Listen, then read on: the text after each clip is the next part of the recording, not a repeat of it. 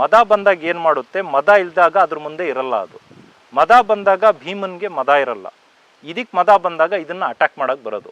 ನಾನು ಲೀಡ್ರ್ ಆಗಬೇಕು ಅನ್ನೋ ಒಂದು ಹುಚ್ಚು. ಯಾವುದರಲ್ಲಿ? ಸೀಗೆಗುಡ್ಡದಲ್ಲಿ.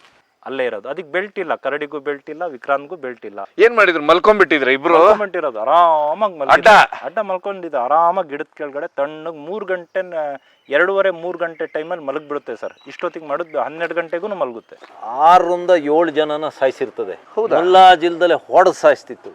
ಲಾಸ್ಟಿಗೆ ಒಬ್ಬ ಓಡೋಗನಿಗೆ ಕೋರೆಯಲ್ಲಿ ಹೊಡೆದಾಗ ಅವನ ಹಿಂಭಾಗದಲ್ಲಿ ಹೋಗಿದ್ದು ಕೋರೆ ಹೊಟ್ಟೆ ಕರುಳದೊಳಗೆ ಹೋಗಿತ್ತು. ಒಂದ್ ದಿವಸ ಸಂಜೆ ನಾವು ಸಿಕ್ಕಾಕೊಳ್ತಾ ಇದ್ವಿ. ಮಾರನೇ ದಿವಸ ಬೆಳಿಗ್ಗೆ ಆ ತುಳು ಜನ ಕೆಲ್ಸಕ್ಕಂತ ಹೋಗಿತ್ತು. ಈ ಆನೆ ಇದ್ದಿದ್ದು ಗೊತ್ತಿಲ್ಲ, ಮೌಂಟೇನ್ ಇರೋದು ಗೊತ್ತಿಲ್ಲ. ಸಂಜೆ ಟೈಮಲ್ಲಿ ಬಂದಿರೋದು. ನಮಗೆ ಆ ಥರ ಅಟ್ರಾಕ್ಷನ್ ಆಗಿಬಿಟ್ಟಿದೆ, ಒಂದು ಅನುಭವ ಆಗಿಬಿಟ್ಟಿದೆ ಬೆರೆಸಿ. ಮಾರನೇ ದಿವಸ ಬೆಳಿಗ್ಗೆ ನಾವು ಎದ್ದೇ ಇಲ್ಲ, 7-7:30 ಫೋನ್ ನಮಗೆ ಅದೇ ಜಾಗದಲ್ಲಿ ಹೊಡೆದಾಕಿದೆ ಒಬ್ರಿಗೆ. ಗುಂಡ ಅಂತೂ ಅವತ್ತು ಭರ್ಜರಿ ಆನೆ. ಅಭಿಮನ್ಯು ಒಟ್ಟಿಗೂ ಫೈಟ್ ಆಗುತ್ತೆ, ಅರ್ಜುನನ ಒಟ್ಟಿಗೂ ಫೈಟ್ ಆಗುತ್ತೆ ಅವತ್ತು.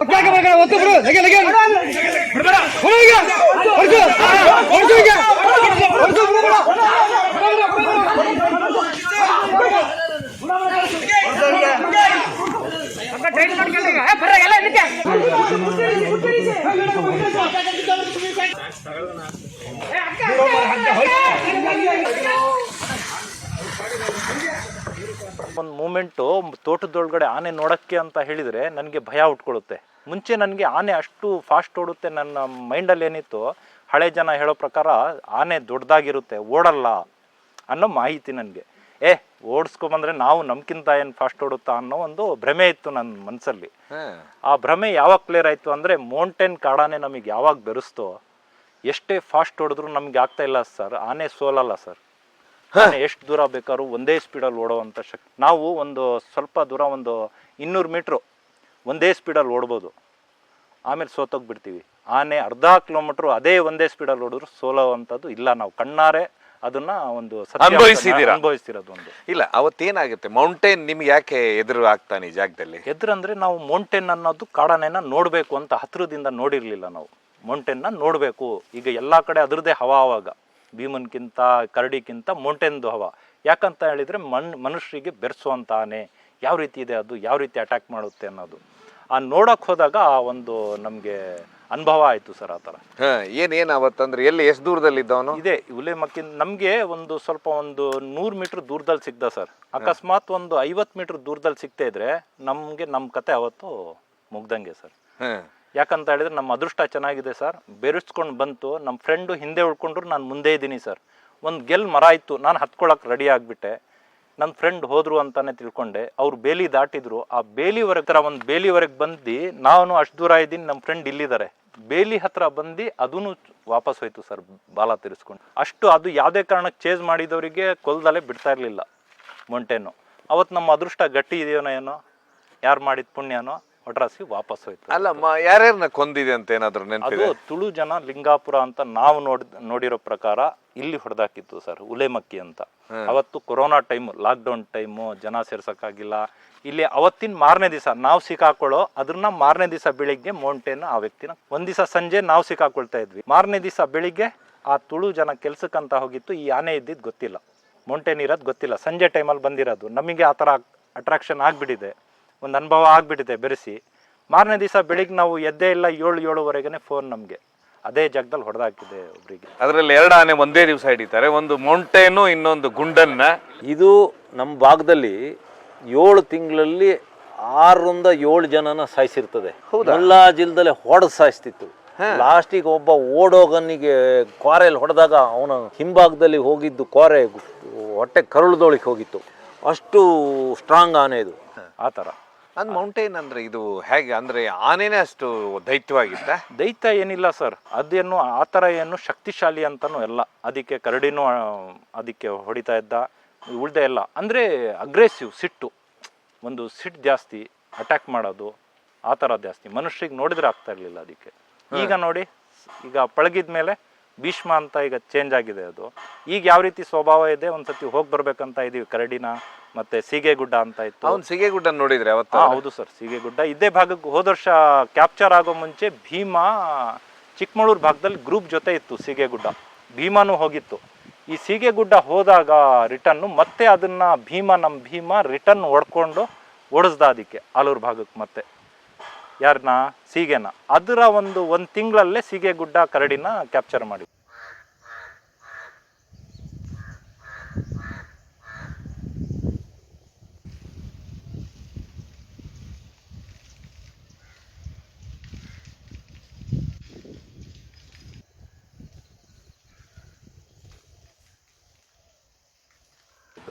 ಅಲ್ಲ ಅವನೇನ್ ಸಿಗೆಗುಡ್ಡನ್ಗೆ ಇವನ್ಗೆ ಆಗ್ತಾ ಇರ್ಲಿಲ್ವಾ ಭೀಮನ್ಗೆ? ಇರ್ಲಿಲ್ಲ ಅಂದ್ರೆ ಅದೇನ್ ಮಾಡ್ತಾ ಇತ್ತು, ಸೀಗೆಗುಡ್ಡ ಭೀಮನ್ಗೆ ಹೆದರುತ್ತೆ, ಸೋತಿದೆ ಅದು. ಮದ ಬಂದಾಗ ಏನ್ ಮಾಡುತ್ತೆ, ಮದ ಇಲ್ದಾಗ ಅದ್ರ ಮುಂದೆ ಇರಲ್ಲ ಅದು.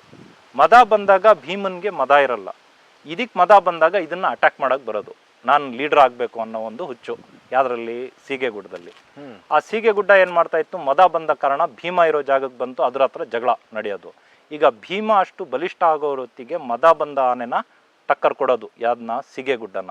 ಯಾವುದೇ ರೀತಿ ಯಾವುದೇ ಗಂಡಾನೆ ಬರೀ ಮದ ಬಂದಿರೋ ವಾಸನೆಗೆ ನಿಲ್ಲಲ್ಲ ಅಂತೆ ಸರ್, ಸಾಕಾನೆ ಹೋಗಲ್ಲ ಸರ್. ಈಗ ಎಷ್ಟೂರಲ್ಲಿ ಏನು ಕತೆ ಆಯಿತು ಈಗ ಅರ್ಜುನಂದು, ಯಾಕಂದರೆ ಮದ ಇರೋ ಆನೆಗೆ ಯಾವುದೇ ಸಾಕಾನೆ ಆಗಿರ್ಬೋದು, ಕಾಡಾನೆ ಆಗಿರ್ಬೋದು, ಅದ್ರ ವಾಸನೆ ಬಂದರೆ ಮದ ಇಲ್ದಿರ ಇದ್ರೆ ಅದು ದಾಟ್ಕೊಬಿಡ್ತವೆ, ಮುಖ ಕೊಟ್ಟು ಹೊಡೆದಾಡೋ ಒಂದು ಸ್ಥಿತಿಗೆ ಬರಲ್ಲ. ಇದು ಭೀಮ ಏನಾಗುತ್ತೆ, ಹೆದರು ಓಡೋ ಭೀಮಾನೇ ಅಲ್ಲ ನಮ್ಮ ಭೀಮ, ಸೋಲೊಪ್ಕೊಳ್ಳೋನು ಅಲ್ವೇ ಅಲ್ಲ, ಗುದ್ದಾಡುತ್ತೆ ಅದು. ಆ ಥರ ಸೀಗೆಗುಡ್ಡನ ಕೈಲಿ ಹೊಡೆದಾಟ ಮಾಡೋದು. ಮದ ಇಳಿದ ತಕ್ಷಣ ಓಡೋಗ್ಬಿಡೋದು, ಭೀಮನ ಜೊತೆ ಇರ್ತಾ ಇರಲಿಲ್ಲ ಅದು. ಯಾವಾಗ ನೋಡಿದ್ರ ಆ ರೀತಿ ಗುದ್ದಾಟ ಮದದು? ಇಲ್ಲೇ ಸರ್, ನಮ್ಮ ಅರಳ್ಳಿ ಭಾಗದಿಂದ ಚಿಕ್ಕಮಗಳೂರು ಭಾಗಕ್ಕೆ ಹೋಗಿ ನಮ್ಮ ಮನೆ ಮುಂದ್ಗಡೆಯಿಂದಾನೆ ಪಾಸಿಂಗ್ ಆಗಿಬಿಟ್ಟು ಸೀದಾ ಅದು ಆಲೂರು ಭಾಗಕ್ಕೆ ಹೋಯ್ತು. ಮತ್ತೆ ಯಾವುದು ಸೀಗೆಗುಡ್ಡ ಅಲ್ಲೇ ಕ್ಯಾಪ್ಚರ್ ಮಾಡಿದ್ದು, ಅಲ್ಲೆಲ್ಲ ಅದಕ್ಕೆ ಬಾಳುಪೇಟೆಯಿಂದ ಮುಂದೆ ಅಲ್ಲೇ ಸೀಗೆಗುಡ್ಡನ ಹೊಸತಿ ಕರಡಿ ಕ್ಯಾಪ್ಚರ್ ಮಾಡಿದಾಗಲೇ ಅದನ್ನ ನಾನು ಅಲ್ಲೇ ಕ್ಯಾಪ್ಚರ್ ಮಾಡಿದ್ದು. ಸರ್ ಈಗ ಗೇಟ್ ನೋಡಿದ್ರೆ ಒಂಥರ ಬೆಂಡ್ ಆಗಿದೆ, ಏನು ಕರಡಿ ವಿಕ್ರಾಂತ್ ಕತೆ? ಅದು ಕರಡಿ ವಿಕ್ರಾಂತ್ ಏನಂತ ಹೇಳಿದ್ರೆ ಸರ್, ಈ ಭಾಗಕ್ಕೆ ಇದು ಅರೆಹಳ್ಳಿ ಅಂತ, ಸಕಲೇಶ್ಪುರ ತಾಲೂಕಲ್ಲ, ಬೇಲೂರು ತಾಲೂಕು ಅರೆಹಳ್ಳಿ ಅಂತ. ಇದು ಸಕಲೇಶ್ಪುರ ತಾಲೂಕು ಸಿಗುತ್ತೆ ಅರ್ಧ. ಅರೆಹಳ್ಳಿಗೆ 1 ಕಿಲೋಮೀಟರ್ ಇಂದ ಆಚೆ ಸಕಲೇಶ್ಪುರ ತಾಲೂಕು ಇದು. ಈ ರೇಂಜಿಗೆ ಬಂದಾಗ ಕರಡಿ ಆನೆ ವಿಕ್ರಾಂತನೇ ಈ ಭಾಗಕ್ಕೆ ಬರ್ದಲ್ಲೇ ಹೋಗಲ್ಲ ಸರ್. ಅದು ಬೇಲಿ ಮುರಿಯಲ್ಲ, ಅದು ಗೇಟೇ ಮುರಿಯೋದು. ಅದ್ರದ್ದೊಂದು ಚಾಳಿ ಏನಂತ ಹೇಳಿದ್ರೆ ನೋಡಿ, ಗೇಟ್ ಬೆಂಡು, ಬೇಲಿ ಮುರ್ಕೊಂಡು ಹೋಗ್ಬೋದು, ಆದ್ರೆ ಈಗ ಗೇಟ್ ಮುರಿಯೋದಂದ್ರಲ್ಲ, ನಿಮಗೆ ನೀವು ನೋಡಿದ್ರೆ ಕರಡಿ ಮತ್ತೆ ಇದೇ ಗೇಟ್ ನವರಲ್ಲ ನೀವು? ಹೌದು ಸರ್, ನೋಡಿದ್ವಿ. ಯಾರು ಮುರಿಯುತ್ತಿದ್ದು? ಅದೇ ಕರಡಿ ಸರ್, ಅದು ಕರಡಿ ಬಂದು ಎರಡು ಆಣೆ ಅಲ್ಲ ಅದು.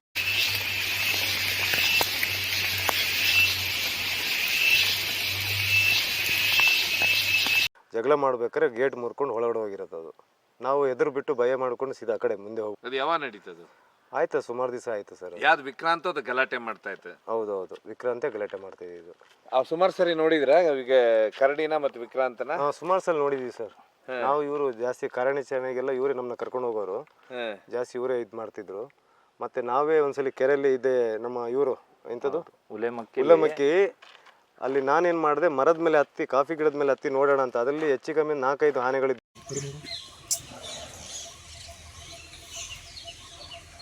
ಇವ್ರಿಗೆ ಏನು ಮಾಡಿದೆ, ಇವರಿಗೆ ಒಂದು ಮೆಸೇಜ್ ಕೊಟ್ಟೆ, ಆನೆ ನಿಮ್ಮ ಕಡೆ ಬರ್ತಾ ಇದೆ, ನೀವು ಆ ಕಡೆ ಇದು ಮಾಡಿ ಅಂತ. ಅವಾಗ ಏನಾಯಿತು, ಆನೆ ನನ್ನ ಕಡೆ ಬಂದಾಗ ನಾನು ಕಾಫಿ ಗಿಡದಿಂದ ಓಡೋಗ್ಬಿಟ್ಟೆ. ಮತ್ತು ಇವ್ರು ಈ ಕಡೆಯಿಂದ ಓಡಿ ಬಂದರೆ ಇವ್ರು ಸಿಕ್ಕಾಕೊಳ್ತಿದ್ರು. ನಾನು ಮತ್ತೆ ಈ ಕಡೆ ಮೇಲೆ ಓಡಿ ಬಂದೆ. ಈ ತರ ಎಲ್ಲ ನಡೆದಿರೋದು ಸರ್. ಅದೇ ಯಾವಾಗ ಸುಮಾರು ಸರಿ ಆಯ್ತು ಸರ್, ಬರ್ತಾ ಇರ್ತಾವ? ಇದು ಆಯ್ತು ಸರ್. ಈಗ ಹಿಂದೆ ಬಂದಿದ್ದು ಇಲ್ಲಿ, ಇದು ಈಗ ಒಂದು ನಾವು ನೋಡಿರೋದು ಎಷ್ಟೊಂದು 6 ತಿಂಗಳಾಯ್ತು. ಈಗ ಒಂದು ಗ್ರೂಪ್ ಬಂದೋಯ್ತು ಸರ್, ರೀಸೆಂಟ್ ನೆನ್ನೆ ಅಲ್ಲ. ಹೆಸರೇನು? ನನ್ನ ಹೆಸರು ಸುರೇಶ್ ಪೂಜಾರಿ ಅಂತ. ಸೊ ನೀವು ಆನೆಗಳನ್ನ ಇಲ್ಲಿ ವಿಕ್ರಾಂತ್ ಮತ್ತೆ ಇದ್ರದ್ದು ಹೊಡೆದಾಟ ನೋಡಿದಿರ? ಕರಡಿ ಗುದ್ದಾಟ ನೋಡಿದ್ವಿ.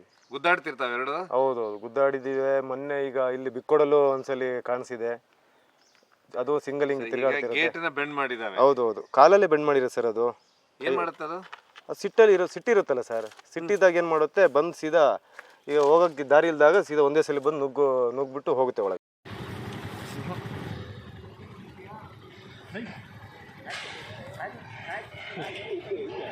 ಕಾಲಿಗೆ ಒದೆಯುತ್ತೆ. ಕಾಲಲ್ಲಿ ಹೋದ್ಬಿಟ್ಟು ಹೋಗುತ್ತೆ ಸೀದಾ ಒಳಗಡೆ. ಅದೆಲ್ಲ ನಡೆದಿದೆ. ಈಗ ಅವತ್ತು ಮೌಂಟೇನು ಇದಾಯ್ತು, ಹೆದರಿಸ್ತು ಅಂತ ಹೇಳಿ, ಈಗ ಈ ಗೇಟ್ನ ಸದಾ ಒದ್ಕೊಂಡು ಹೋಗ್ಬಿಡೋನು. ಇದು ಕರಡಿ ವಿಕ್ರಾಂತ್ ಬಂದಾಗ ಅದು ಇಬ್ರು ಸ್ನೇಹಿತರು, ಇಬ್ರು ಸ್ನೇಹಿತರು ಸುಮ್ಮನೆ ಈ ಜಾಲಿ ಮಾಡ್ತಾರಲ್ಲ, ಹೊಡೆದಾಟ ಸುಮ್ಮನೆ ಗೇಲಿ ಆಡೋದು ಮಾಡ್ತಾರಲ್ಲ ಆ ರೀತಿ ಗುದ್ದಾಡ್ಕೊಂಡು ಬರೋದು, ಗೇಟ್ ಮುರಿಯೋದು, ಬೇಲಿ ಮುರಿಯೋದು, ಕಿರ್ಚಾಡೋದು, ಆ ಥರ ಅದ್ರ ಸ್ವಭಾವ ಎರಡೂ ಸೇರಿದ್ರೆ. ಆ ಥರ ಎರಡೂ ಸೇರಿದ್ರೆ ಆ ಥರ ಒಂದೇ ಜೊತೆ ಒಂದೇ ಸಮ ಮಲಗ್ತವೆ, ಒಂದೇ ಸಮ ಹೇಳ್ತವೆ. ಸ್ವಲ್ಪ ಅದು ಏನೋ ಈಗ ಜಾಲಿ ಮಾಡ್ತೀವಲ್ಲ ನಮ್ಮ ಫ್ರೆಂಡ್ ಸರ್ಕಲಲ್ಲಿ ಯಾವ ರೀತಿ ನಾವು ಮಾಡ್ತೀವೋ ಅದೂ ಅದೇ ರೀತಿ ಸರ್.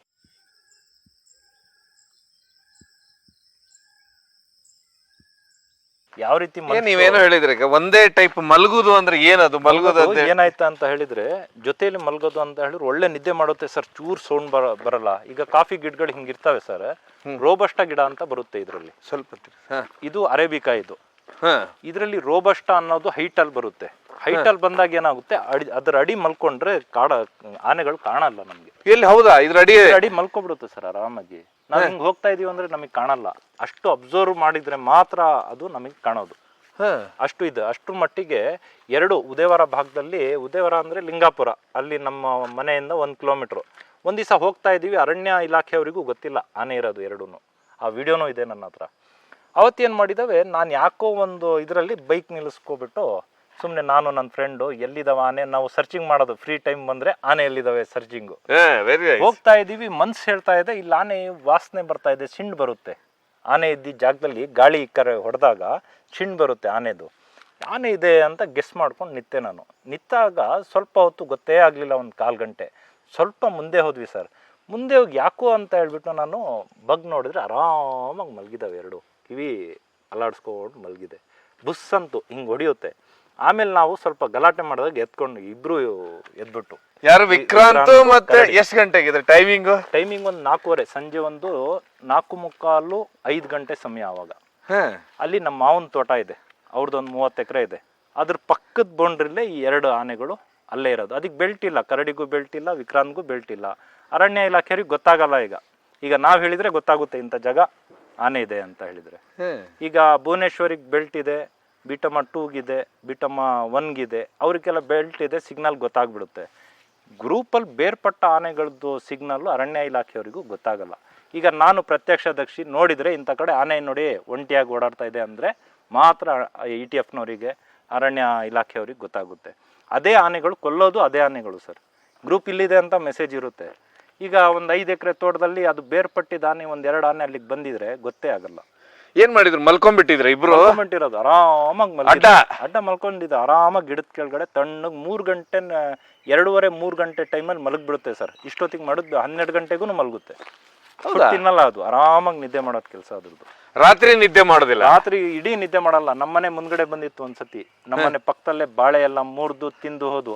ಎಷ್ಟು ಸೈಲೆಂಟಾಗಿ ನಾನು ಮನೆ ಒಳಗಡೆ ಇದ್ದೀನಿ ನನಗೆ ಗೊತ್ತಿಲ್ಲ. ಯಾಕೋ ನಾನು ರಾತ್ರಿ ಹೊತ್ತು ಹೇಳ್ತೀನಿ, ಯಾಕಂದರೆ 1 ಗಂಟೆ ರಾತ್ರಿಗೆ ನಾನು ಎದ್ದು ಭೀಮನ್ ನೋಡಿದ್ದು. ಯಾಕೋ ಮನೆಯಿಂದ ಹೊರಗಡೆ ಬಂದೆ.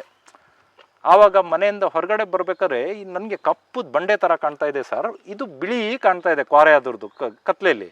ನಾನು ಇದೇನಪ್ಪ ಇದು ಬಂಡೆ ಥರ ಇದು ಅಂತ ಮತ್ತೆ ಉಚ್ಕೊಂಡು ನೋಡ್ತೇನೆ. ಇದು ಫಸ್ಟು ನೋಡಿದ್ದು ಭೀಮನ್ಗೆ ನಾನು ಯಾವಾಗ ಅರಳ್ಳಿಗೆ ಬಂದಾಗ 3 ವರ್ಷ ಆಯಿತು ಫಸ್ಟು ಭೀಮ. ಅದ್ರ ಮುಂಚೆ ಮಧ್ಯ ಭಾಗದಲ್ಲಿ ವಿಡಿಯೋಗಳೆಲ್ಲ ನೋಡಿದ್ದೆ ನಾನು. ಕಣ್ಣಾರೆ ನೋಡಿದ್ದು ಫಸ್ಟು ನಮ್ಮ ಅರಳ್ಳಿಗೆ ಬಂದಾಗ ನಮ್ಮ ಏರಿಯಾಕ್ಕೆ ನಾನೇ. ನಿಮ್ಮ ಮನೆ ಮುಂದೆನೆ? ನಮ್ಮ ಮನೆ ಮುಂದ್ಗಡೆನೆ ನಿಂತಿದ್ದಾನೆ ಸರ್. ಏನ್ ಮಾಡಿ? ಎದಕ್ಕೆ ಸುಮ್ಮನೆ ನಿಂತ್ಕೊಂಡಿದ್ದಾನೆ. ನಾನು ಇದೇನಪ್ಪ ಇದು ಅಂತ. ಇದು ಬಿಳಿ ಕಾರೆ ಮಾತ್ರ ಮಿನುಗ್ತಾ ಇದೆ, ಬಿಳಿ ಕಾಣ್ತಾ ಇದೆ. ಇದು ಬೆಟ್ಟದ ತರ ಕಾಣ್ತಾ ಇದೆ ಸರ್, ಅಷ್ಟು ದೊಡ್ಡ ಒಂದು ಬಾಡಿ. ನಾನೇನ್ ಮಾಡಿದೆ, ಬಂದು ಟಾರ್ಚ್ ಹಾಕಿ ನನ್ನ ಬ್ರದರಿಗೆ ಹೇಳಿಸ್ದೆ, ಬಾರೋ ಆನೆ ನೋಡು ಅಂತ ಹೇಳ್ಬಿಟ್ಟು. ಟಾರ್ಚ್ ಹಾಕ್ತೀನಿ, ಇದು ಬುಸ್ ಅಂದಿದೆ. ರೋಡಲ್ಲಿ ನಡ್ಕೊಂಡು ಇಡೀ ಅರಳ್ಳಿ ಟೌನ್ ತಿರುಗಿದೆ ಸರ್ ಅವತ್ತು. ರೌಂಡ್ ಹೊಡ್ಕೊಂಡು ಅದ್ರ ಪಾಡಿಗೆ ಮತ್ತೆ ಅದು ವಾಪಸ್ ಹೋಯ್ತು. ಅವತ್ತು ಹೆಣ್ಣಾನೆಗೆ ಹುಡುಕ್ತಿರೋದು ಆವಾಗ್ಲೂ ಮದದಲ್ಲಿದ್ದ ಭೀಮ. ಒಂದು ನೀವು ನೋಡಿದ್ರ, ನೀವು ವಿಶೇಷ ಭೀಮಂದು, ಅವನು ಯಾವತ್ತೂ ಆರಾಮಾಗಿ ಸಿಟಿ ಒಳಗೆ ಬರ್ತಾನೆ. ಬೇರೆ ಆನೆಗಳ ಕರಡಿ ಎಲ್ಲ ಸಿಟಿ ಒಳಗೆ ಬರ್ತಾ ಇರ್ಲಿಲ್ಲಲ್ಲ? ಕರಡಿನೂ ಸಿಟಿ ಒಳಗೆ ಬಂದ ಸರ್ ಒಂದ್ಸತಿ, ಲಾಸ್ಟ್ ಟೈಮ್ ಬಂದ. ಅದು ಕ್ಯಾಪ್ಚರ್ ಮಾಡೋ ಮುಂಚೆ ಅರಳ್ಳಿ ಟೌನಿಗೆ ಬಂದ. ಟೌನಿಗೆ ಬಂದ್ಬಿಟ್ಟು ಹೋದ. ಮತ್ತೆ ಏನು ಗೊತ್ತಾ ಸರ್,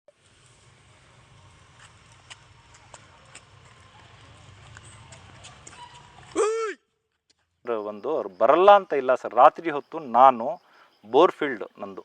ನಾನು ರೈತರಿಗೆ ಈಗ ಬೋರ್ ಹೊಡಿಬೇಕಾದ್ರೆ 1 ಗಂಟೆ 2 ಗಂಟೆ 3 ಗಂಟೆ ರಾತ್ರಿ ಅನ್ನೋದೇ ಲೆಕ್ಕಕ್ಕಿಲ್ಲ ಸರ್ ನನಗೆ. ನಾನು ಕಾರಲ್ಲಿ ಬರ್ತಾ ಇರ್ಬೇಕಾದ್ರೆ ಸುಮಾರು ಸತಿ ಸಿಟಿ ಒಳಗಡೆ ಅಬ್ಸರ್ವ್ ಮಾಡಿದ್ದೀನಿ. ಅದು ಸಿಟಿಲಿ ರಾತ್ರಿ ಇರ್ತವೆ, CC ಕ್ಯಾಮ್ರಾದಲ್ಲಿ ಅಂಗಡಿಯವರಿಗೆಲ್ಲ ತೆಗ್ಸಿ ತೋರಿಸಿದ್ದೀನಿ. ನೋಡ್ರಿ ನಿಮ್ಮ ಮನೆ ಮುಂದ್ಗಡೆ ಆನೆ ಬಂದಿದೆ. ಸಣ್ಣ ಕಾಣ್ತಿದ್ದಲ್ಲ, ಹೋಗ್ತಿದ್ದಲ್ಲ. ಅಂತ ಅವರು ಅಚಾನಕ್ ಶಾಕ್ ಆಗಿದ್ದಾರೆ. ನಿಮ್ಗೆ ಹೆಂಗ್ ಗೊತ್ತು?